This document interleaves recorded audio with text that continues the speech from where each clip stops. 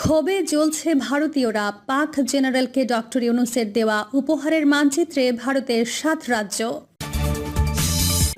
এবং সর্বশেষ জানাবো মুজিবের মুখে ফখরুলের কেক ও সংঘাতের শঙ্কা। এতক্ষণ শুনছিলেন সংবাদ শিরোনাম, এবার বিস্তারিত। ক্ষোভে জ্বলছে ভারতীয়রা। পাক জেনারেলকে ডক্টর ইউনূসের দেওয়া উপহারের মানচিত্রে ভারতের ৭ রাজ্য। বাংলাদেশের প্রধান উপদেষ্টা ডক্টর মোহাম্মদ ইউনূস সম্প্রতি পাকিস্তানের জয়েন্ট চিফস অব স্টাফ কমিটির চেয়ারম্যান জেনারেল সাহির শামশাদ মির্জাকে একটি বই উপহার দেওয়ায় ভারতের তীব্র বিতর্ক সৃষ্টি হয়েছে। The art of Triumph graffiti of বাংলাদেশের নিউ ডন শীর্ষক এই বইটির প্রচ্ছদ নিয়ে দেশটির সামাজিক যোগাযোগ মাধ্যমে তোলপাড় চলছে। এ নিয়ে প্রতিবেদন করতে দেখা গেছে ডজনেরও অধিক ভারতীয় গণমাধ্যমকে। গত বছরের জুলাই অভ্যুত্থান সম্পর্কিত বইটিতে মূলত শিক্ষার্থীদের আঁকা সেরা গ্রাফিতিগুলো সংগ্রহ করা হয়েছে। এই বইটি বাংলাদেশের তরুণদের গণতান্ত্রিক আকাঙ্ক্ষা ও প্রতিবাদের বহিঃপ্রকাশকে তুলে ধরে, যা সরকার বিরোধী প্রতিবাদ এবং বিভিন্ন ধর্মাবলম্বীদের প্রতিবাদের একটি চিত্র তুলে ধরেছে। এই বইয়ের আগে প্রধান উপদেষ্টা বহু বিশিষ্ট বিদেশি অতিথিদের উপহার দিয়েছেন।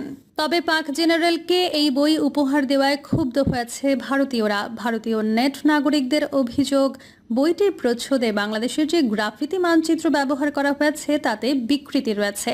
এই মানচিত্রটিতে ভারতের 7টি উত্তর পূর্ব রাজ্য, 7 সিস্টার্স, পশ্চিমবঙ্গ, মিয়ানমারের আরাকান রাজ্য এবং বিহার, ঝাড়খণ্ড ও ওড়িশার কিছু অংশকে বাংলাদেশের অংশ হিসেবে দেখানো হয়েছে বলে দাবি করা হয়েছে।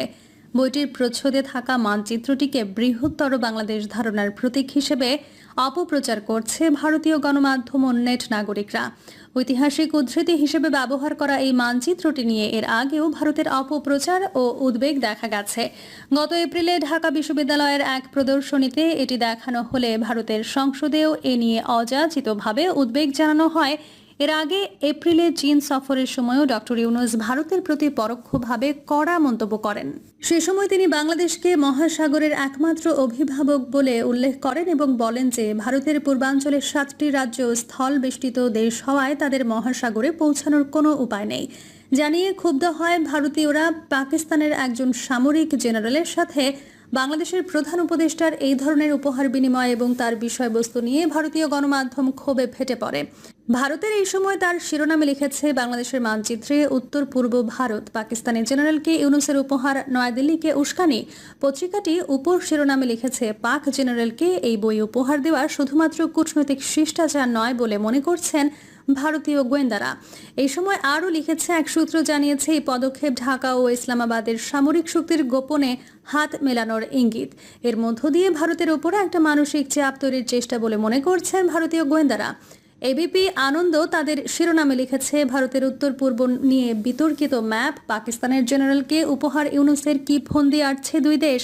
দ্য ওয়াল লিখেছে, ভারতের 7 রাজ্য বাংলাদেশের মানচিত্রে পাক প্রীতি দেখাতে কট্টর ইসলামীদের স্বপ্ন ইউনূসের চোখে। বাংলাদেশের অন্তর্বর্তী সরকারের প্রধান মোহাম্মদ ইউনূস ফের একবার পড়শি ভারতের সঙ্গে কূটনৈতিক সম্পর্কে দাগ লাগানোর চেষ্টা করলেন। নিউজ 18 লিখেছে, কোন চাল চালছে বাংলাদেশ, কেন টার্গেট করছে নর্থ ইস্টকে পাকিস্তান, চীন, পিছনে আছে গভীর আর পুরনো ষড়যন্ত্র এবং কারণ। মুজিবের মুখে ফখরুলের কেক ও সংঘাতের শঙ্কা। বিএনপি মহাসচিব মির্জা ফখরুল ইসলাম আলমগীর জামায়াতের নায়েবে আমির অধ্যাপক মুজিবুর রহমানের মুখে কেক তুলে দিচ্ছেন, এমন একটি ছবি গত শনিবার সামাজিক যোগাযোগ মাধ্যমে ভাইরাল হয়। শুধু কেক খাইয়ে দেওয়া নয়, মির্জা ফখরুলের একটি বক্তব্য মূলধারার মিডিয়া ও সোশ্যাল মিডিয়ায় বেশ প্রচার পেয়েছে। দুটি একই অনুষ্ঠানের। নয়াদিগন্তের 21তম প্রতিষ্ঠা বার্ষিকীর অনুষ্ঠানে মির্জা ফখরুল বক্তব্য রাখেন এবং কেক কাটায় নেতৃত্ব দেন। একই অনুষ্ঠানে মির্জা ফখরুলকেও কেক খাওয়ানো হয়েছে, সেই ছবি অবশ্য প্রচার হয়নি।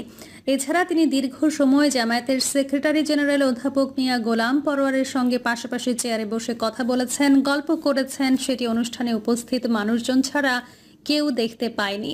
মির্জা ফখরুল অনুষ্ঠান ত্যাগের পর এ সময় বিএনপির প্রভাবশালী নেতা, স্থায়ী কমিটির সদস্য সালাউদ্দিন আহমেদ মিয়া গোলাম পরোয়ারের পাশে বসে নানা বিষয়ে আলাপচারিতায় সময় কাটিয়েছেন, তাও পাবলিক হয়নি।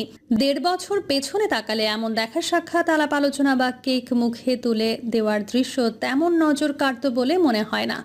কারণ তখন দুটি দলই ফ্যাসিবাদী সরকারের বিরুদ্ধে লড়াইয়ের সহযাত্রী ছিল।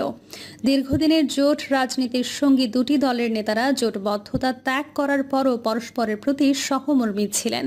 কিন্তু ২৪-এর অবিস্মরণীয় গণঅভ্যুত্থানের পর ক্রমাগতভাবে দল দুটি পরস্পরের প্রতিদ্বন্দ্বী এবং প্রতিপক্ষ হয়ে ওঠে। আওয়ামী লীগ মুক্ত রাজনীতিতে আগামী জাতীয় নির্বাচন সামনে রেখে বিএনপি এবং জামায়াত পরস্পরের ক্ষমতার প্রতিদ্বন্দ্বী ও প্রতিপক্ষ। ফলে দু দলের নেতারা একে অন্যের বিরুদ্ধে বিদ্বেষ বিষোদগারমূলক বক্তব্য দিচ্ছিলেন অনেক দিন ধরেই। তার প্রভাব পড়ে মাঠ পর্যায়েও। বিএনপি ও অঙ্গ সংগঠনের নেতাকর্মীরা বিভিন্ন কর্মসূচিতে জামায়াতের ৭১-এর ভূমিকা সামনে এনে তীব্র আক্রমণাত্মক স্লোগান দিয়েছেন এবং দিচ্ছেন।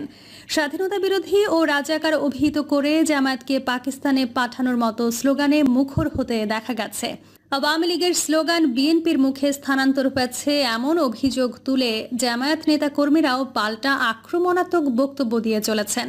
বিএনপি নেতৃত্বের দ্বিতীয় প্রভাবশালী নেতা মির্জা ফখরুল তার বক্তব্যে জামায়াতের সাবেক আমির মাওলানা মতিউর রহমান নিজামী, জামায়াত নেতা কামরুজ্জামান ও মীর কাশেম আলী এবং বিএনপি নেতা সালাউদ্দিন কাদের চৌধুরীকে মিথ্যা মামলায় ফাঁসি দেওয়া হয়েছে বলে মন্তব্য করেছেন।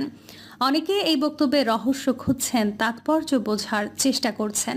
সাম্প্রতিক দিনগুলোয় জামায়াত সম্পর্কে বিএনপির অবস্থানে কোনো পরিবর্তন বা রাজনীতিতে নতুন কোনো ডাইমেনশন কিনা সেটিও আলোচনায় আসছে। ওই অনুষ্ঠানে উপস্থিত থাকার কারণে বুঝতে পারি বক্তব্য ও কেক খাইয়ে দেওয়ার সজ্জন রাজনীতিক মির্জা ফখরুলের সৌজন্য বই কিছুই নয়। ভদ্র ও মার্জিত রাজনীতিক হিসেবে তার স্বভাব সুলভ রাজনৈতিক শিষ্টাচারেরই বহিঃপ্রকাশ মাত্র। কেকটি যখন কাটা হয় তখন জামায়াতের সেক্রেটারি জেনারেল মিয়া গোলাম পরোয়ার অনুষ্ঠানে উপস্থিত হননি। ফলে শীর্ষ রাজনীতিক হিসেবে অধ্যাপক মুজিবুর রহমানকে কেক খাইয়ে দেন অনুষ্ঠানের মধ্যমণি মির্জা ফখরুল। পত্রিকার সম্পাদক সহ আরও কয়েকজনের মুখে মির্জা ফখরুল কেক তুলে দিয়েছেন। আবার মির্জা ফখরুলকে খাইয়েছেন পত্রিকার ম্যানেজিং কমিটির কর্তা ব্যক্তি। এখানে কিন্তু খোঁজার অবকাশ নেই। একটি মিডিয়ায় এ বিষয়ে করা রিপোর্টে দেখলাম বিএনপির কোনো কোনো নেতা ওই দৃশ্য দেখে এবং আলোচ্য বক্তব্যে বিরক্তি এবং অস্বস্তি প্রকাশ করেছেন। বিএনপি মহাসচিব সহ শীর্ষ নেতাদের সঙ্গে জামায়াত নেতাদের যখন অন্তরঙ্গ সময় কাটছিল তখন সরকারের তথ্য ও সম্প্রচার উপদেষ্টা এক অনুষ্ঠানে বলেছেন, নির্বাচনের আগে রাজনৈতিক দলগুলোর সংঘাতের জন্য মুখিয়ে রয়েছে। তিনি আরও জোর দিয়ে বলেন, এই সংঘাত অবশ্যই আপনারা কয়েক মাসের মধ্যে দেখতে পাবেন। মাজার সংস্কৃতি নিয়ে এক সেমিনারে দেওয়া তথ্য উপদেষ্টার বক্তব্য নিয়েও ব্যাপক আলোচনা চলছে। সরকারের গুরুত্বপূর্ণ একজন উপদেষ্টা যখন নির্বাচন ঘিরে সংঘাতের আশঙ্কা করেন তখন তা উপেক্ষা করা কঠিন।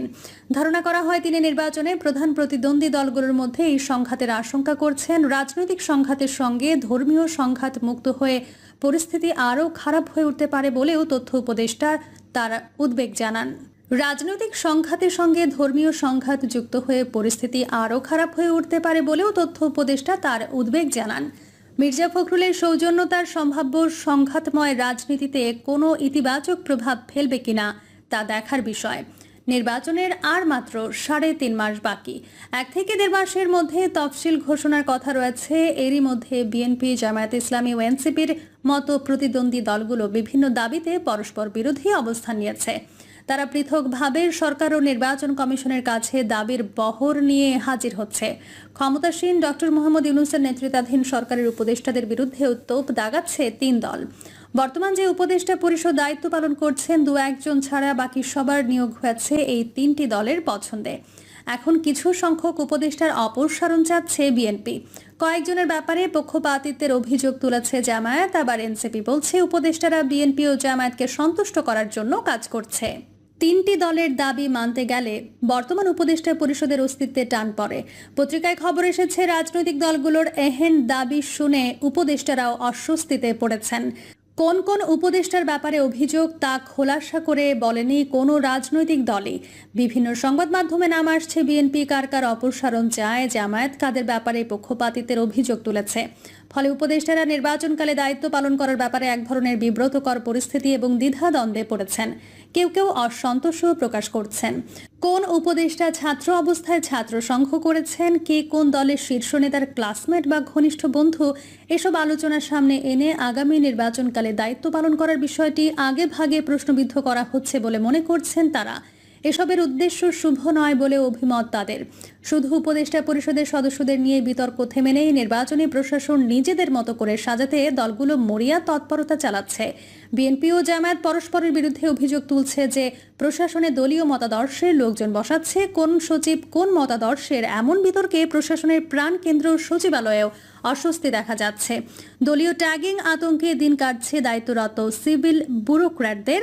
অতীতে বিএনপি ও আওয়ামী লীগ এই দুই ঘরানার আমলা নিয়ে আলোচনা ছিল। নতুন করে আলোচনায় আসছে কোন সচিব বা কর্মকর্তা ছাত্র জীবনে শিবির করতেন। এসব দেখে আওয়ামী লীগের অনুগত আমলারা মুচকি হাসছেন, কেউ কেউ মস্করা করে বলছেন বিএনপি ও জামায়াত যেহেতু পরস্পরের দলীয় মতাদর্শের আমলাদের ব্যাপারে ঘোরতর আপত্তি তুলছে, এর সমাধান হতে পারে শেখ হাসিনার অনুগত আমলাদের ফিরিয়ে এনে তাদের দিয়ে নির্বাচনকালীন দায়িত্ব পালন করানো। প্রিয় দর্শক, এই ছিল এখনকার সর্বশেষ সংবাদ। আপডেট সব সংবাদ পেতে চ্যানেলটি সাবস্ক্রাইব করে বেল আইকনটি ক্লিক করে রাখুন।